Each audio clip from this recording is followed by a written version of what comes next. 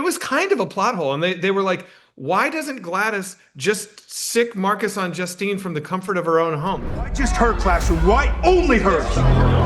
The last time that we talked, we were discussing your screenwriting process that was like letting the story unfold, and sometimes it doesn't. And as I was rewatching Weapons and like getting all creeped out yet again, I was going to ask you if that same process applied to directing it all, letting it unfold and sort of seeing in the moment what's working. That's a great question. I would say largely no. I'm shaking my head because no, like as a director, my approach is I'm a hyper prepper.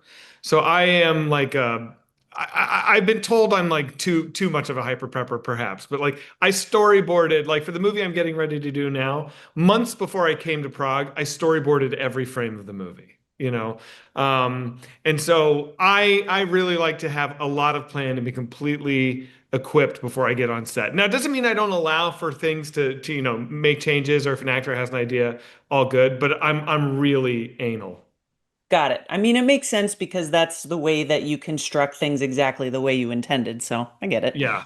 Um, in thinking about your screenplay process as well, how does that apply to when you're dealing with an established IP? Like there, because Resident Evil's been in the news this week, and do you find that that process of writing becomes different in some way, and how?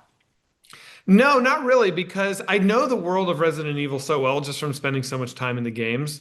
And so I just had a story idea that I kind of, when I had the idea, I kind of knew the beginning, middle, and end, like right away. So it wasn't so much of an exploratory, like, leave it to the universe. It was like, I kind of know where this is headed. Let's just begin. And so that was a different animal.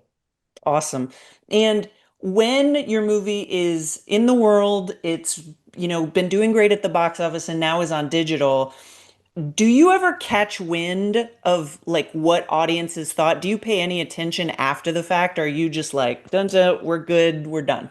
I wish I was like a we're good, we're done, but I'm kind of a glutton for I get a dopamine hit. Like when I watch people do those like watch along videos on YouTube, which I do watch, I love it. It makes me so happy to see people enjoying the movie. I mean, I worked for years on this thing. Like, of course I want to watch people experience it and have a good time. So yeah, I'm very aware of all that stuff. Do you ever find that somebody catches maybe like a small plot hole or something and you're like, oh my God, they're totally right?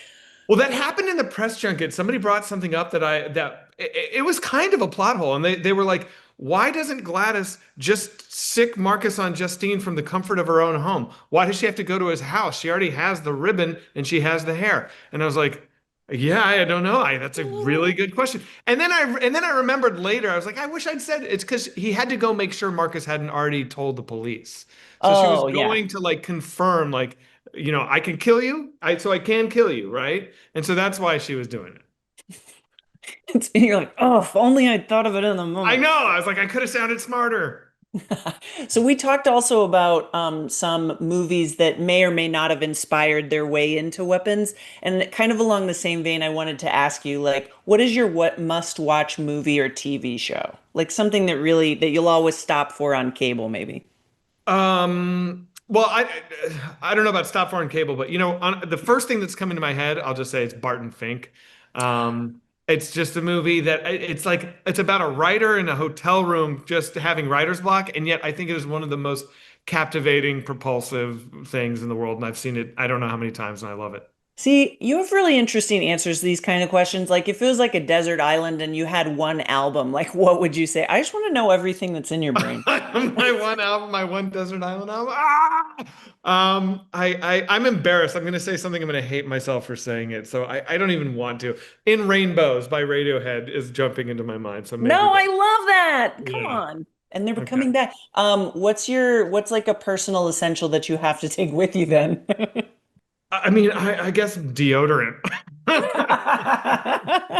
Although if I'm alone on a desert island, maybe it doesn't matter. Amazing. And then, well, like, what else do you take? Like, what's your food? What do you eat? Do you sort of like I like always Greek take? food a lot. I mean, if look, I have a sweet tooth. Like I'm embarrassed of how much I have a sweet tooth, so I drink Cokes and I like to have pastries. But if I was good, I would just eat Greek food all the time, just like chicken and Greek salad and fish, and that would be it. But Shout I'm out to not. Mediterranean, love Yeah, it. big time. Wonderful to see you again, and thank you.